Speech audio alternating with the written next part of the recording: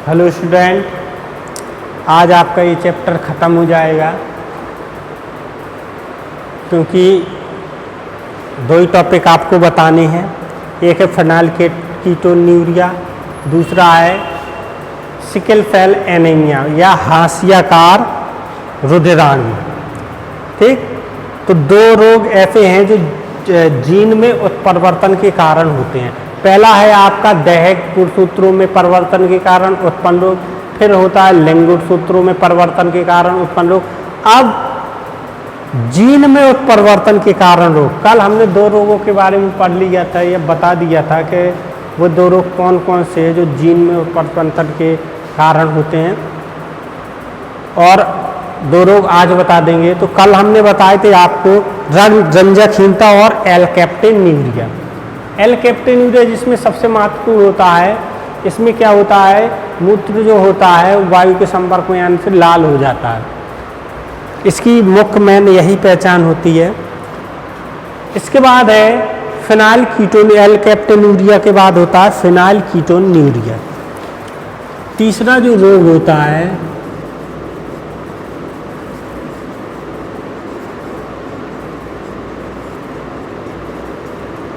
Phenyl ketonuria. तीसरा रोग होता है फेनाइल कीटोन्यूरिया। तो वो फेनाइल कीटोन्यूरिया में क्या होता है, फेनाइल एलेनिन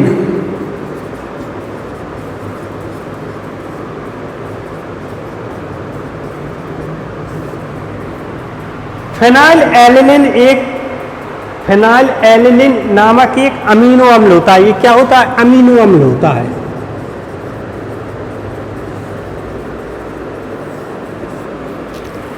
फेनाइल एलेनिन एक अमीनो अम्ल होता है।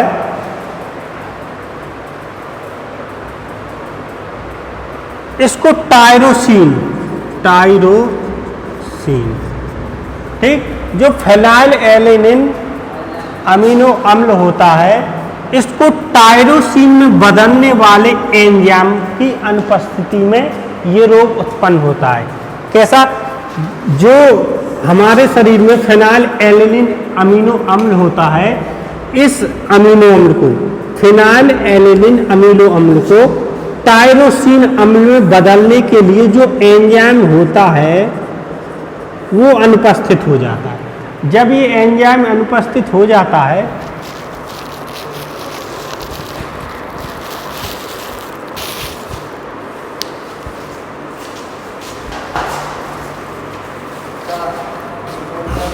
अब तुम कितने बजे तक पढ़ा है, कितने बजे तक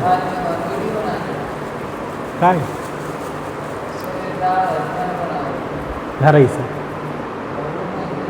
हैं? अच्छा,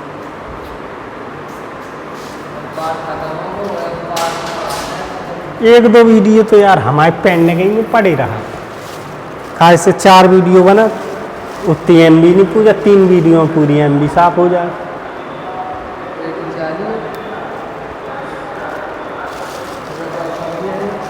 तुम वीडियो कितने मिनट को बना ली?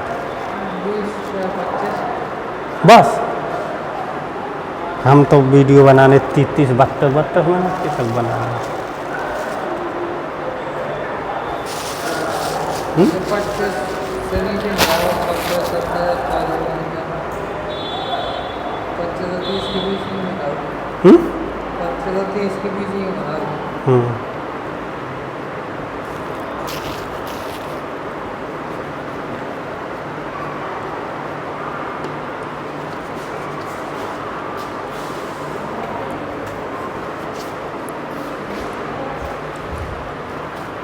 ठीक, तो देखो शरीर में फेनाइल एलेनिन नामक अमीनो अम्ल पाया जाता है। क्या, फेनाइल एलेनिन नामक अमीनो अम्ल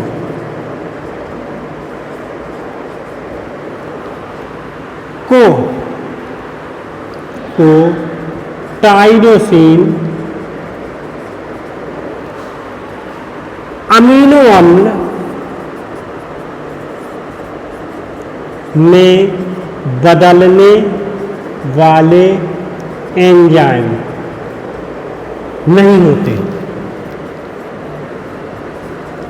मतलब क्या होता है, जो फेनाइलएलेनिन नामक अमीनो अम्ल होता है, इसको टायरोसिन में बदलने वाले एंजाइम जो होता है वो अनुपस्थित होते हैं। ठीक, अब जब अनुपस्थित वो हो जाएंगे तो ऐसे बच्चों में फेनाइलकीटोन्यूरिया की कंडीशन आ जाती है। ठीक, आगे उसमें लिखा है अनुपस्थिति के कारण होता है, मतलब जो एंजाइम फेनाइलएलेनिन को जो एंजाइम टायरोसिन में बदलते हैं वो एंजाइम नहीं रहते, वो अनुपस्थित हो जाते हैं। अब क्या होता है, अनुपस्थित हो जाने के कारण जो फेनाइलएलेनिन अमीनो अम्ल होता है इसका जमा हो जाता है मस्तिष्क की तंत्रिका में। जब मस्तिष्क की तंत्रिका में इसका जमा हो जाएगा तो क्या होंगी, तंत्रिकाएं नष्ट हो जाएंगी और बच्चा क्या होगा, मंद बुद्धि वाला होगा। बच्चे में बुद्धि की कमी होगी, बुद्धि उसकी मंद होगी और कमजोर होगा। ठीक, तो इस प्रकार से ये रोग उत्पन्न होता है। एक मिनट रुको थोड़ा।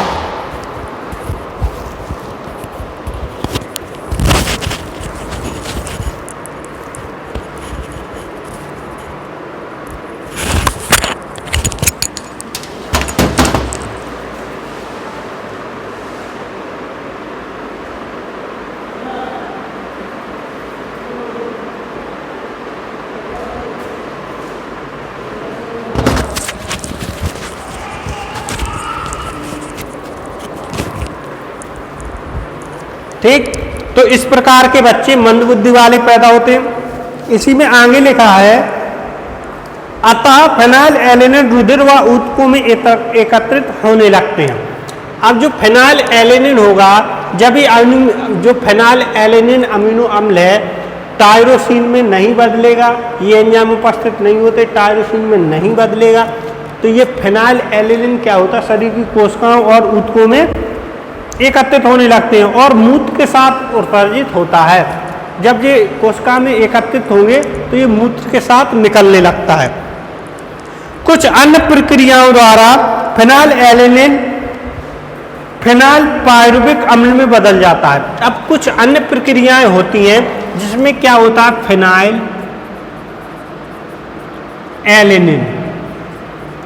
जो फेनाइलएलेनिन होता है वो बदल जाता है फेनाइलपायरुविक में।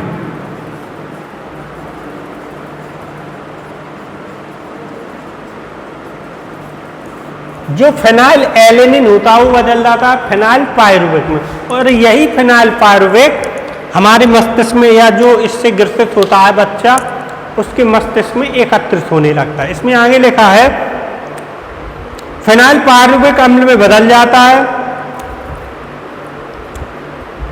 और मूत्र के साथ बाहर निकलने लगता है।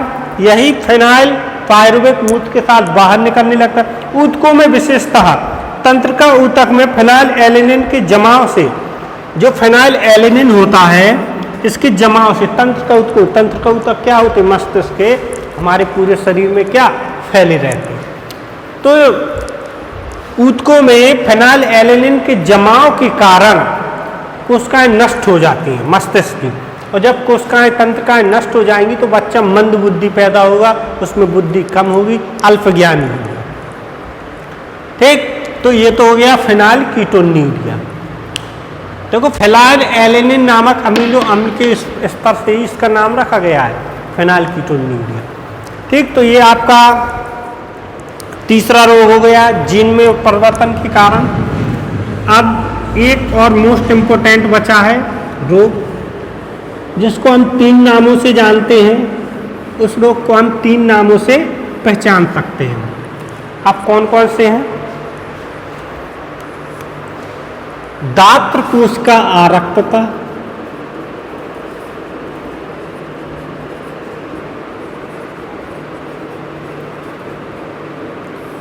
दात्र कोशिका आरक्तता या हाशियाकार रुधिराणु या हाशियाकार रुधिराणु, या एक लास्ट नेम होता है एनीमिया।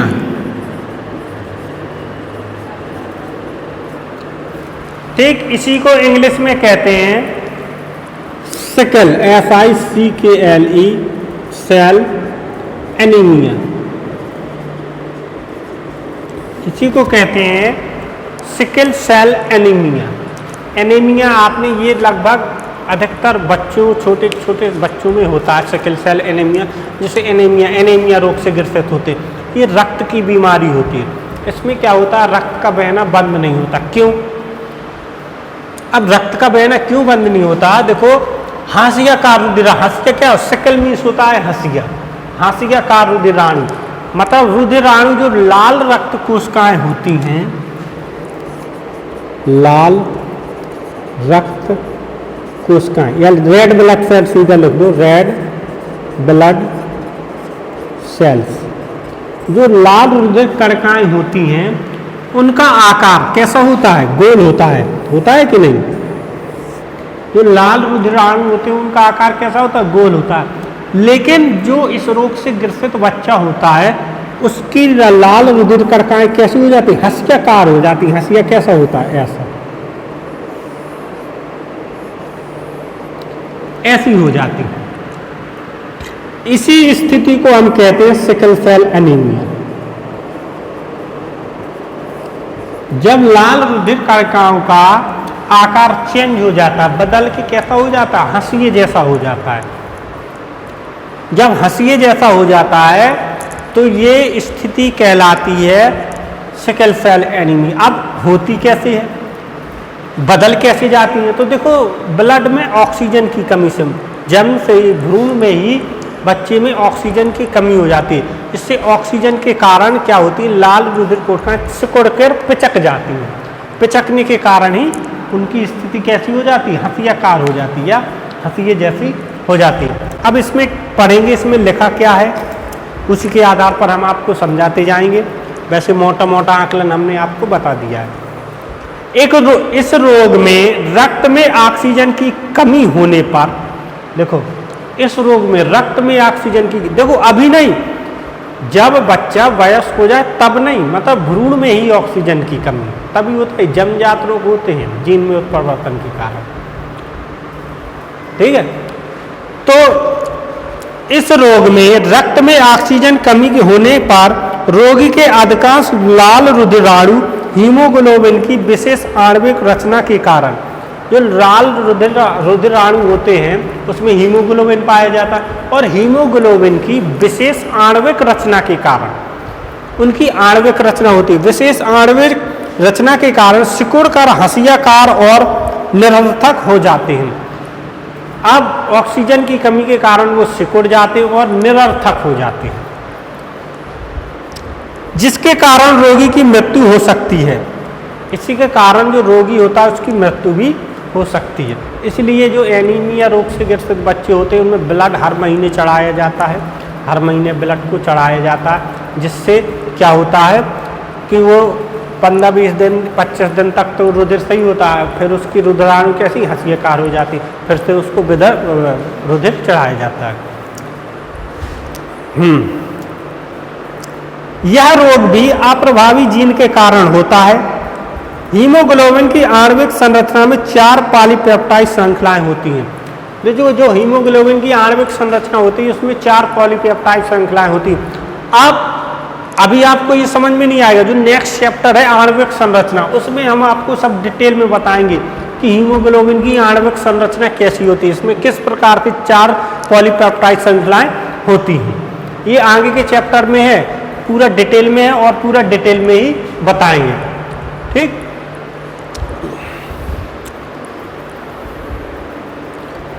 आणविक संरचना 4 पॉलीपेप्टाइड श्रृंखलाएं होती हैं, 2 समान अल्फा श्रृंखलाएं तथा 2 समान बीटा श्रृंखलाएं। 2 समान श्रृंखलाएं होती हैं जिसे अल्फा श्रृंखलाएं कहते हैं, और 2 समान श्रृंखलाएं होती हैं जिसे बीटा श्रृंखलाएं कहते हैं। बीटा श्रृंखलाओं में प्रथम स्थान पर छोर अमीनो अम्ल मोनोमर सदैव वैलिन का अनुपात होता है। ये वैलिन का अनुपात, ये सब हम आपको नेक्स्ट चैप्टर में बताएंगे कि वैलिन क्या होता है और मोनोर क्या होता है, ये सब मोनोमर क्या होता है, वैल्यूम क्या होता है, ये सब आगे के चैप्टर में बताएंगे, क्योंकि बीच में बताएंगे आपको एक भी समझ में नहीं आएंगे। तो इसमें सिर्फ आपको इतना याद रखना है कि रक्त में रुधिर में ऑक्सीजन की कमी के कारण जो लाल रुधिर कणिकाओं की आणविक संरचना होती है वो सिकुड़ जाती है, और सिकुड़ कर कैसी हो जाती है, हंसियाकार हो जाती है, हंसिए जैसी हो जाती है। ठीक, इससे कभी कभी रोगी की मृत्यु भी हो सकती है, ऐसा आपको लिखना है। जिससे क्या होता है, वो ऑक्सीजन का परिवहन नहीं कर सकती हैं। इस प्रकार ऑक्सीजन की कमी से विकृत हंसियाकार हो जाता है। इसी को हंसियाकार रुधिराणु या एनीमिया रोग कहते हैं। अब इसका एक स्ट्रक्चर है जिसको सिंपल भाषा में हम आपको समझाने की कोशिश करेंगे, तो सिंपल भाषा में आप उसको समझ लीजिएगा। तो नीचे एक स्ट्रक्चर बना लीजिएगा, कैसा बनाना है। ठीक, HbA, HbB, HbA, HbS। मतलब S क्या है, वाहक स्त्री होती है, वाहक स्त्री। मतलब कोई स्त्री है जिसमें एनीमिया रोग है। क्या है, एनीमिया रोग है। ये इस रोग की वाहक है। देखो, मृत्यु नहीं होती है, समय पे इलाज हो जाए तो मृत्यु नहीं होती है, इस रोग की वाहक बनी रहती है। ठीक, ये सामान्य पुरुष है।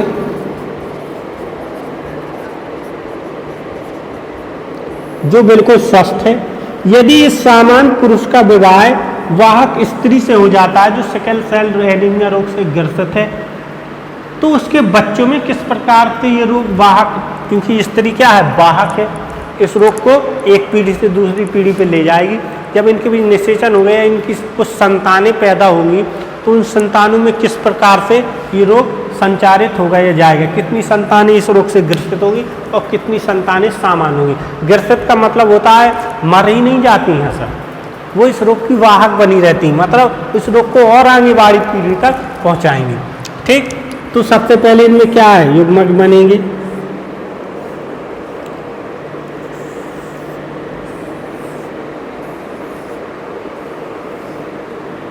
HbA हो जाएगा, HbB हो जाएगा,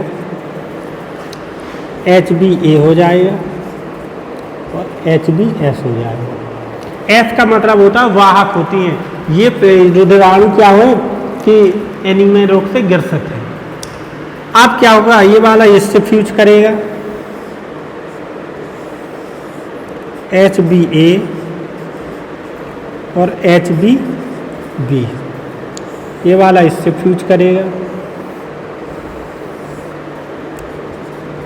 HbA और HbS। ये वाला इससे फ्यूज करेगा, HbA, HbB। ये वाला इससे फ्यूज करेगा, HbB और HbS।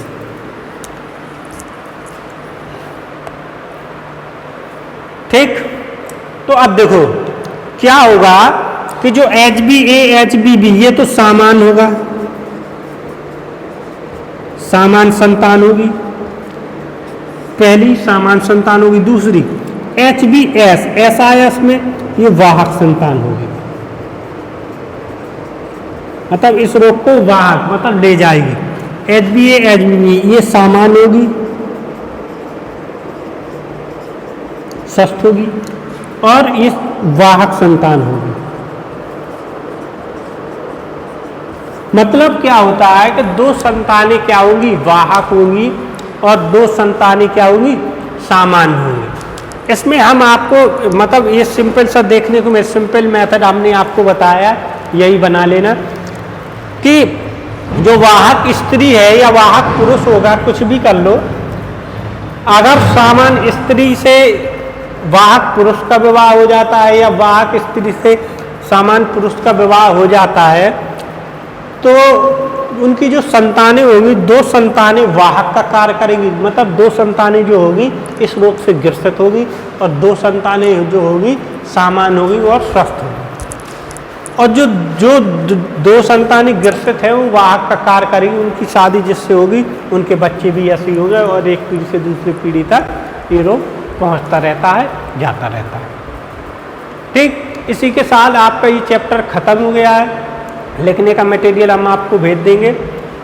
आपका चैप्टर खत्म। थोड़ा और देखते हैं, एक दो टॉपिक यदि बचे हों तो बताएं, दे रहे नहीं तो आपका ये फिनिश है।